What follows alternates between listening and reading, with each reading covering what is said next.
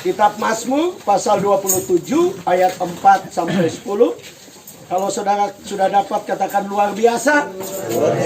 Kita baca bersama-sama 3, 2, 1. Satu hal telah ku minta kepada Tuhan, itulah yang kuingini. Diam di rumah Tuhan seumur hidupku, menyaksikan kemurahan Tuhan dan menikmati baiknya. Sebab ia melindungi aku dalam pondoknya pada waktu bahaya. Ia menyembunyikan aku dalam persembunyian di kemahnya. Ia mengangkat aku ke atas gunung batu. Maka sekarang tegaklah kepalaku mengatasi musuhku sekeliling aku. Dalam kemahnya aku mau mempersembahkan korban dengan sorak-sorai. Aku mau menyanyi dan bermazmur bagi Tuhan. Dengarlah Tuhan seruan yang kusampaikan. Kasihanilah aku dan jawablah aku.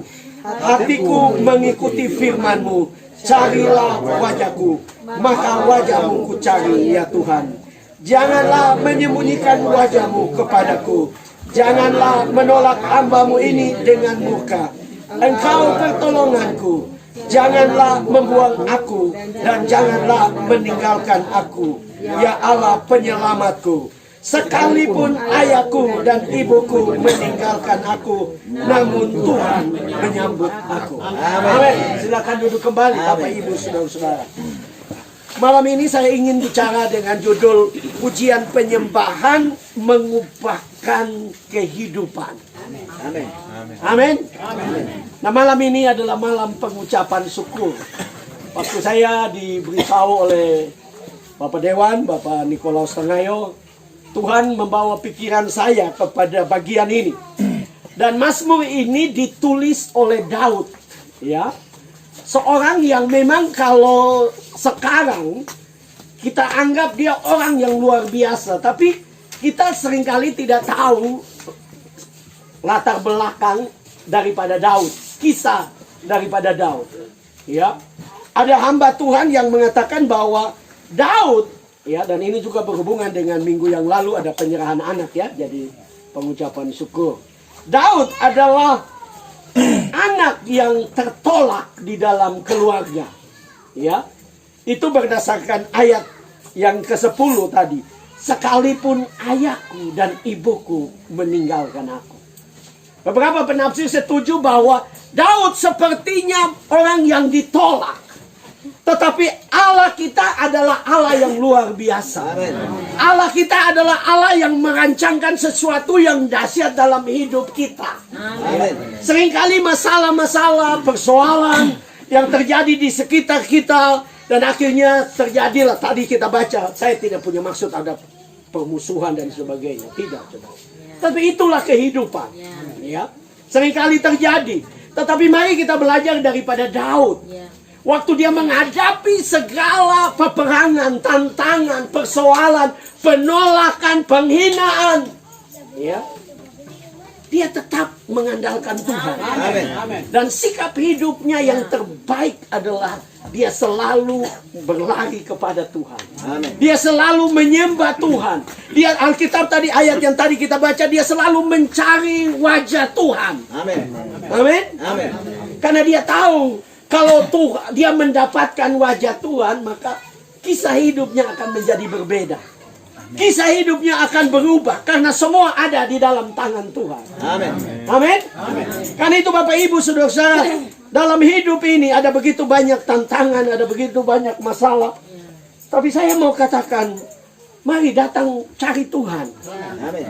Bahkan kalau saudara di mana-mana sekarang, media tidak bisa dihalangi, atau di mana-mana orang bisa nonton TV, orang bisa lihat berita di media sosial, ya.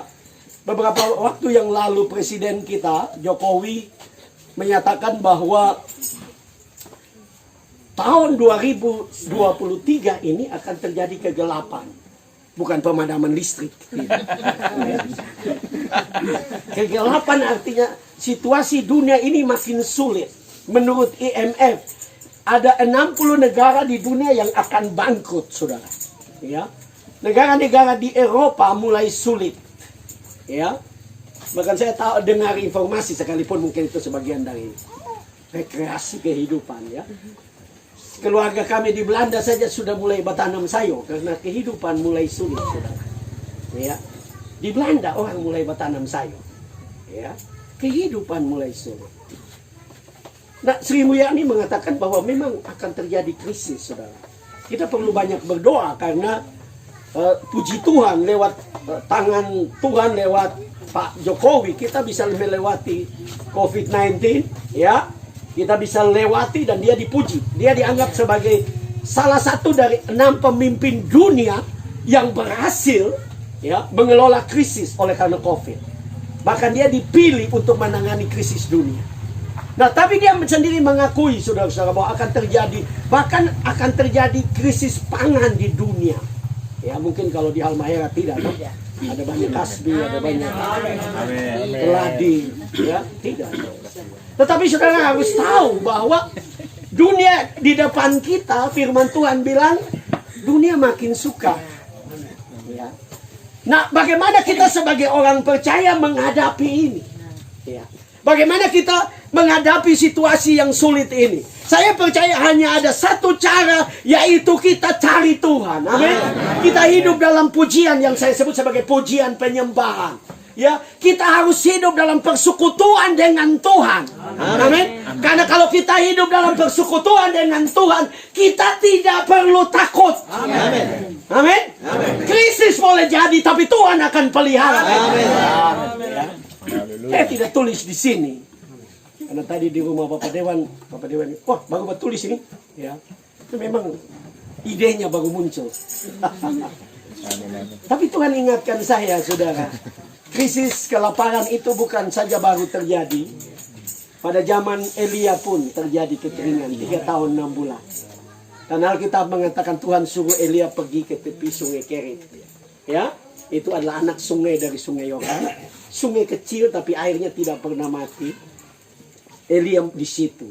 Dan Alkitab mengatakan tiap hari Tuhan suruh burung gagak antara roti dan daging. Ya. Jadi tiap hari kalau saudara di Manado, tiap hari Elia makan Burger King. Kan Burger King itu roti dan ada daging di dalamnya. Ya. Kalau di sini Jenny tidak bisa pesan. Kalau di sana kita bisa online. Nah, tiap hari saudara. Ya. Wow, luar biasa. Kenapa? Saya percaya waktu itulah Elia hanya hidup dalam penyembahan. Dia mau bikin apa? Mau kunjungi jemaat ya. Mau bereskan masalah jemaat tak ada. Saudara masih ada. Ya. Biar saudara bervisi, tapi saudara masih ada. Amin. Jadi ada yang kunjungi. Amin. Termasuk saya malam ini kunjungi. Amin. Saya tidak tahu setelah saya kunjungi apa yang terjadi. Karena saya ini pengurus daerah. Anggota Majelis Agung. Tapi saya mau katakan, dimanapun dalam situasi apapun Tuhan mau kita sungguh-sungguh mencari Dia. Amin. Dan Tuhan akan pelihara kita. Amin. Tuhan akan pulihkan segala sesuatu. Ya. Orang suka bertanya, dari mana burung gagak bawa roti dan daging? Nah, semua orang susah kan? Kelaparan sudah terjadi. Dia bawa dari mana? Dia bawa dari istana. Dia bawa dari istana Ahab. Padahal Ahab itu musuhnya Elia. Saudara bisa belajar sesuatu di sini. Kalau saudara sungguh-sungguh dengan Tuhan, musuhmu Tuhan pakai untuk memberkati. Amin. Jangan anggap musuh. Ya, tidak ada musuh. Karena Tuhan bisa pakai untuk jadi berkat. Amin. Yang penting adalah kita sungguh-sungguh cari Tuhan. Ya, kita sungguh-sungguh mencari Dia. Nah, ada 2 hal yang saya perhatikan tentang Daud. Dia mengatakan di sini yang pertama yang tadi kita baca, sekalipun ayahku dan ibuku meninggalkan aku, namun Tuhan menyambut aku. Yang pertama yang kita bisa belajar, pujian penyembahan mengubahkan hidup kita karena Tuhan menyambut kita. Amin. Ya, amin. Amin. Tuhan sambut saya dan saudara. Ya. Saudara, bayangkan kalau saudara datang di rumah pejabat. Ya. Saudara baru sampai itu, duduk. Saudara senang tak? Betul enggak? Ya sebentar dia cuma kasih 50.000 untuk uang ojek, saudara senang. Woi, tadi kita baca cerita banyak dan dia. Cerita banyak dengan bupati tadi. Padahal dia ada kasih duit. Berapa? Nggak usah tanya-tanya. Padahal ada kecewa ini. Ada tim sukses cuma dapat 50. Tapi kita senang. Nah, apalagi Daud berkata bahwa Tuhan menyambut aku. Amin. Wow. Saudara, yang paling penting di sini adalah Tuhan senang dengan saudara. Amin. Amin. Siapapun tidak suka dengan saudara, saya berani bilang tidak usah peduli. Amin. Yang penting Tuhan senang. Amin. Amin. Karena itu Tuhan mau supaya kita hanya memandang kepada Dia. Ya, Tuhan mau supaya kita hanya berharap kepada Dia. Saudara pikir hidup Daud mudah? Enggak mudah. Ya, di dalam keluarga dia ditolak. Kenapa tadi saya bilang di dalam keluarga dia ditolak? Karena bayangkan ada pejabat tinggi. Ya, Samuel itu pada zaman itu seperti raja. Tapi bukan sekedar raja, karena dia hakim. Pada zaman itu masih hakim, belum raja toh, pada zaman Samuel. Tapi anggaplah raja. Hakim, dia imam, dia nabi. Hanya Yesus saja yang punya 3 jabatan yang sama dengan Samuel. Lah ini datang di rumah Isai, kong ini anak. Ya, ini anak ini, ya. Daud ini disuruh jaga kambing domba. Yang Alkitab sendiri tulis ada 2-3 ekor, artinya ada 5 ekor, betul? Ya, bukan 5.000 ekor. Kalau 5.000 ekor dia sombong. Ya. 2-3 ekor. Kalau dijumlah jadi 5. 5 beli motor belum bisa. Karena kambing bukan sapi. Daud ditolak. Tapi Tuhan sambut dia. Amin. Waktu kakak-kakaknya lewat, Tuhan bilang, enggak, aku tidak memilih mereka. Bahkan Tuhan membuat pernyataan yang menjadi sukacita buat kita semua. Kenapa? Tuhan bilang apa? Yang dilihat mata. Yang Tuhan lihat hati. Manusia lihat fisik, Tuhan lihat hati. Amin. Nah, saya mau tanya Bapak Ibu saudara-saudara yang tapisa ini masih ada hati? Jangan tinggal pahit saja, ya? Harus ada hati. Pahit itu juga baik untuk kesehatan, bukan hati pahit. Itu ini ada pahit juga, cuma bukan hati pahit. Tapi yang penting Tuhan, kita ada hati. Amin. Yang mencintai Tuhan. Amin. Ya, Daud ditolak. Saudara tahu bahwa Daud belajar pujian penyembahan. Bahkan kita gereja-gereja Pentakosta karismatik yang sekarang hidup dalam gerakan pujian penyembahan itu belajar dari Daud. Iya, amin. Amin.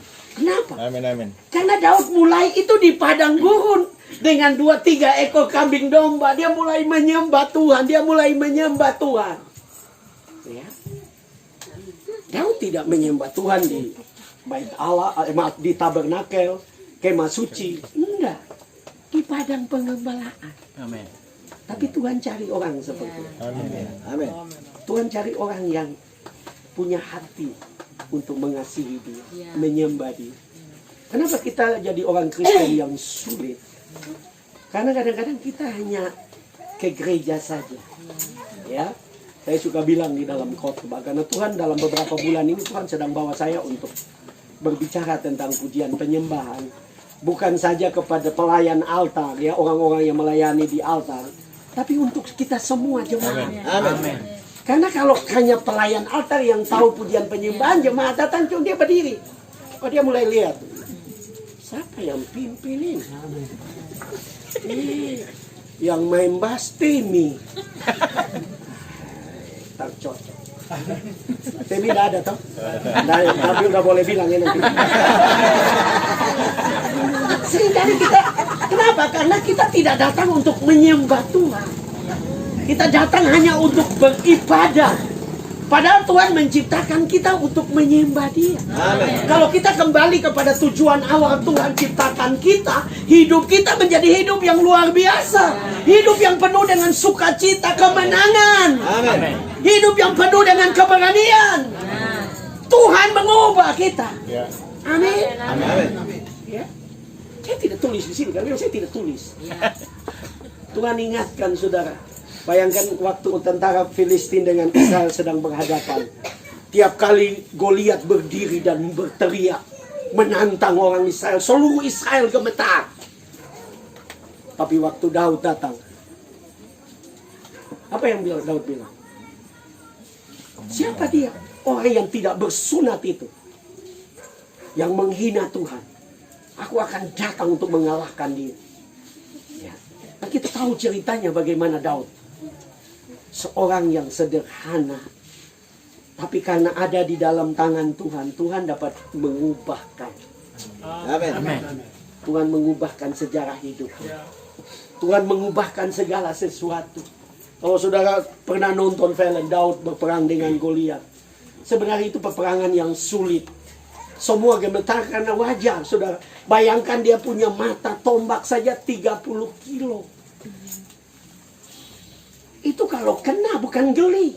30 kilo dia ke kepala tombak. Ya? Bukan tembus, ancur-ancur. Ya, apalagi kita bilang Daud masih kecil, Pak. Sehingga dia anggap enteng. Dia sudah puluhan tahun jadi tentara dan dia memiliki pakaian perang yang lubangnya itu, dorang kan ada ketopong. Itu cuma sedikit di sini. Tapi kenapa Daud begitu tepat? Dia mengayunkan ali-alinya batu tepat. Kenapa? Karena Tuhan yang mengarahkan. Amin. Kalau saudara hidup dengan Tuhan, dekat dengan Tuhan, hidupmu kelihatannya penuh tantangan. Tapi kemenangan sudah pasti. Amin. Amin. Amin. Apapun yang menjadi impianmu, duduk di kaki Tuhan, cari. Amin. Cari Tuhan, menyembah Dia, biarkan Dia yang berperkara. Amin. Sekali lagi ini juga tidak tulis Bapak Dewa, tapi saya ingat kalau tidak salah kita duduk-duduk di teras rumah orang setelah berusaha membuat proposal karena mau dapat bantuan dari Israel untuk gereja Manado dengan Pak Benitez. Saya ingat dengan tepat Bapak Dewan bilang waktu itu mau buat calon pertama. Dia bilang saya hanya doa puasa 40 hari ya. Tidak pernah datang kampanye. Tidak pasang baliho. Tapi mendadak nama sudah muncul terpilih sebagai anggota dewan. Ada banyak orang cetak baliho sampai tertulis di baliho. Terjadi ya.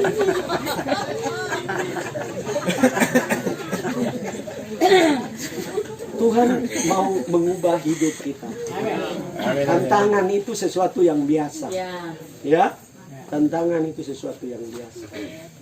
Daud tantangan dari luar, dari keluarga, dari musuhnya, bahkan dari mertua. Saudara, siapa di sini yang pernah mertua mau tombak saudara? Daud ulang-ulang. Jadi kalau mertua baru tidak kasih muka, jangan stres. Belum apa-apa. Belajar dari Daud. Ulang-ulang mertua tombak. Ya.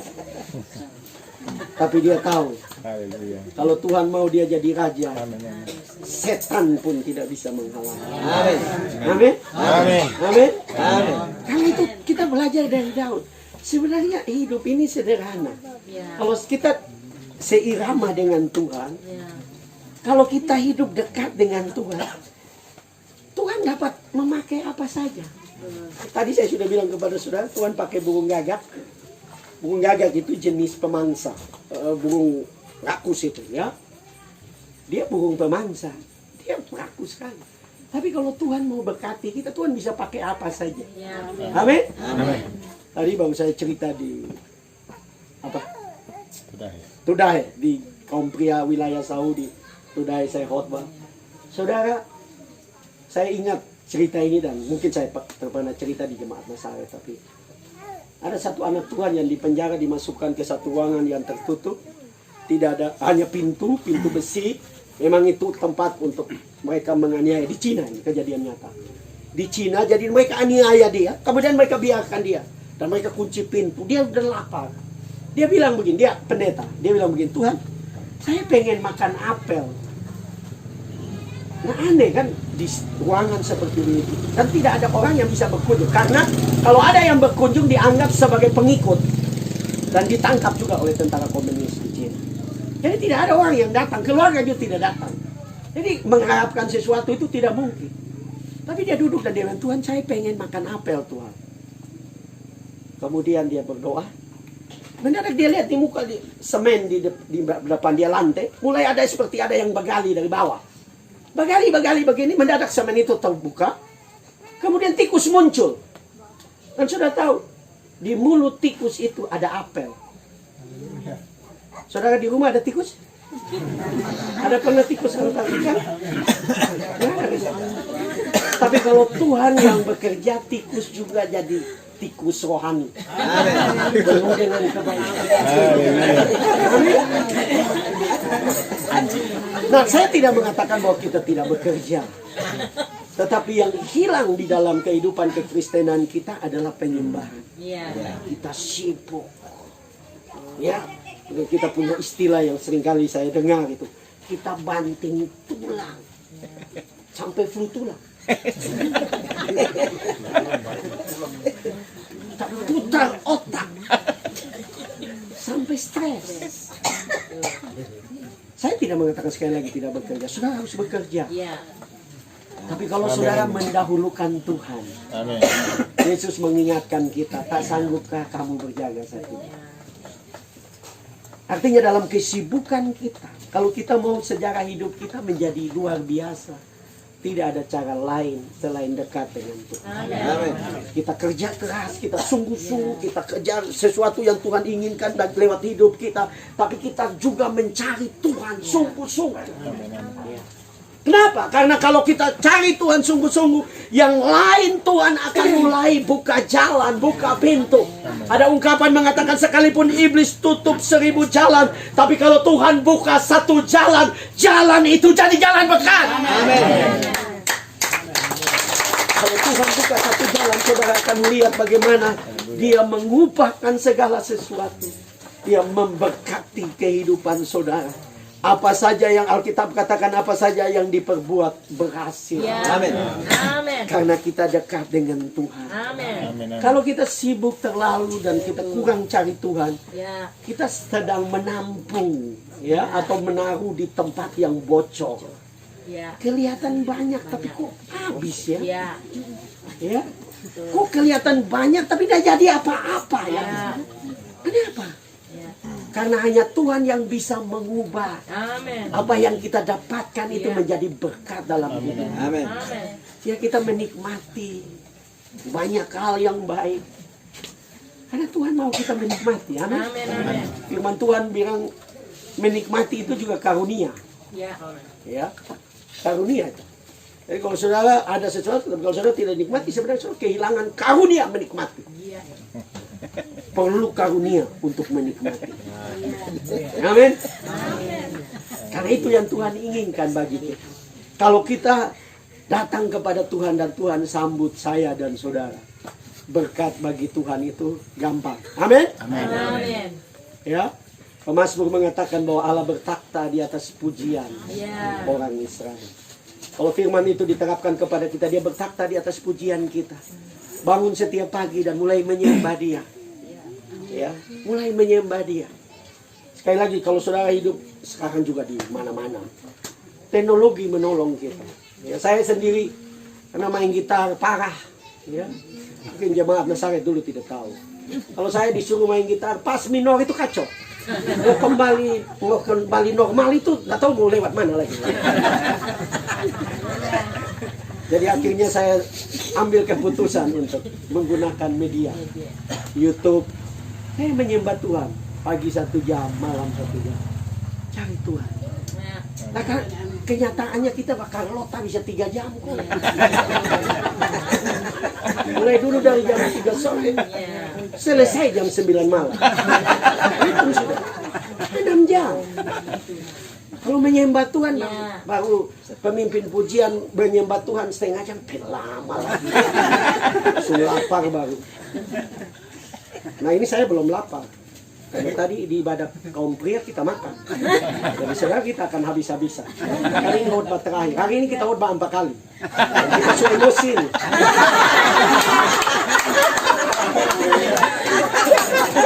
Haleluya. Ya, karena kita mau pulang. Ya. Jadi kalau saudara dekat dengan Tuhan, hidup ini indah. Amin. Amin. Masalah masih ada, Ya. tantangan masih ada. Ya. Tapi hidupmu menjadi hidup yang luar biasa. Amin. Yang kedua yang kita bisa belajar, pujian penyembahan mengubahkan hidupmu karena Tuhan mengangkat aku di atas gunung batu. Haleluya. Daud luar biasa, saudara. Ya, fisik tidak memenuhi syarat untuk menjadi raja. Pengalaman tidak memenuhi syarat. Ya, tapi kalau Tuhan mau angkat, setan pun tidak bisa. Setan pakai Saul untuk bunuh dia, tapi tidak bisa. Setan pakai Saul untuk menghancurkan hidup Daud, tidak bisa. Kenapa? Karena Tuhan mengangkat dia di atas gunung batu. Kalau saudara perhatikan Alkitab, maka di dalam Perjanjian Baru dikatakan bahwa orang Israel saja minum dari gunung batu.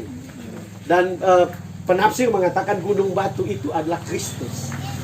Waktu saya membaca ayat ini, kalau kita dekat dengan Tuhan, Tuhan yang akan mengangkat kita, bukan mengangkat kita di atas pasir, tapi dia mengangkat kita di atas gunung batu, yaitu Kristus sendiri. Dia yang mengangkat kita, mempromosikan kita. Kenapa ini penting, saudara? Kenapa Daud sampai sekarang, ya, sampai sekarang, saudara, orang masih memuji-muji Daud. Bahkan orang Islam pun mengaku Daud itu orang Arab.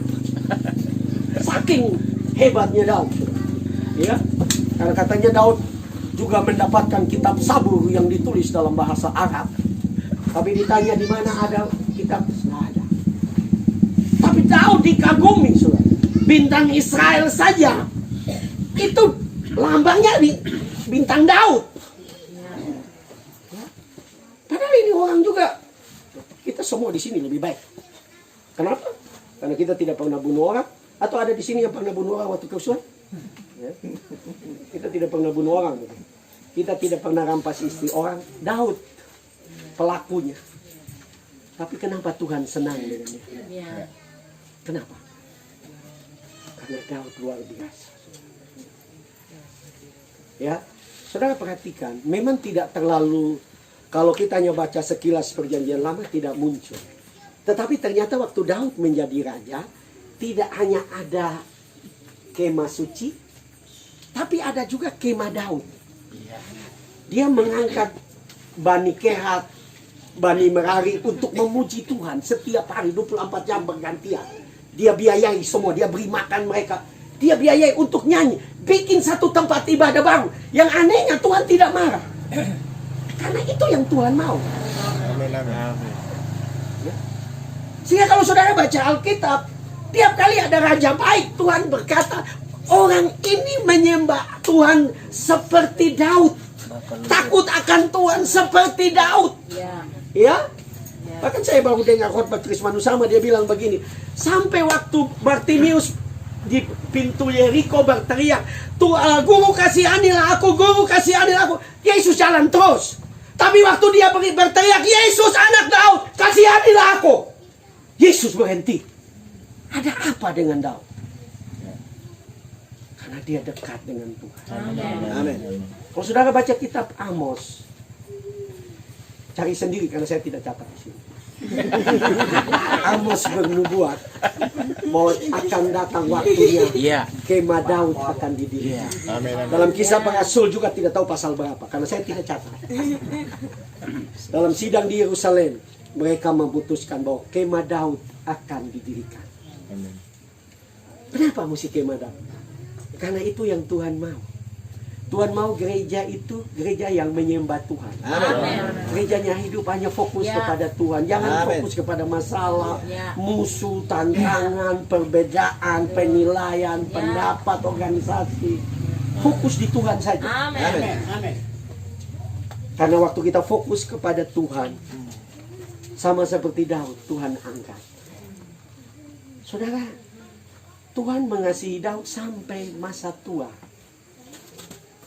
Ya. Jadi kita semua ini belajar dari Daud. Seorang yang tidak sempurna. Ya. Bahkan kalau saudara tahu, di Alkitab, hanya 3 orang yang Tuhan bilang, aku berkenan kepada mereka, kepadanya. Yaitu yang pertama Henok, yang kedua Daud, yang ketiga Tuhan Yesus. Tuhan berkenan kepada orang. Cuman tahu menyembah Tuhan. Artinya Tuhan mau kita semua hidup di dalam penyembahan. Ya. Dalam kesibukan kita. Kalau kita bisa terbuka aja. Saya dulu pikir 1 jam saja pagi sudah cukup. Saya tidak menceritakan ini supaya saudara ikut saya, tidak. Tapi kemudian saya coba pikir. Seringkali malam pulang berjalan, mungkin di mall, pulang jam 8. Duduk mulai bermain HP, tak tahu mau bikin apa, bermain.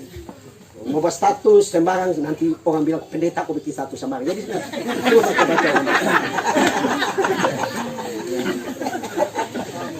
Kalau kita pikir begini, apa salahnya saya ambil waktu 1 jam lagi untuk menyembah Dia? Saya cerita ini bukan saya lebih rohani dari saudara, tidak. Tapi betapa pentingnya kita mengambil keputusan untuk mencari Tuhan. Amin. Amin. Dan percaya apa yang kita doakan, kita impikan, Tuhan Ya. akan buka jalan. Amin. Apa yang kita rindukan. Karena kalau Tuhan yang buka jalan, setan tidak bisa menghalangi. Amin.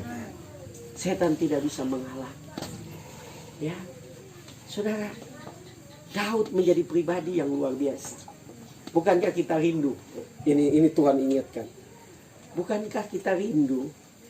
Nanti kalau kita pergi pun anak-anak kita akan menjadi anak-anak yang mencintai Tuhan. Amin. Betul? Betul. Teladan apa yang engkau tinggalkan? Ya. Ya. Teladan apa? Saya percaya hanya teladan iman. Amin. Amin.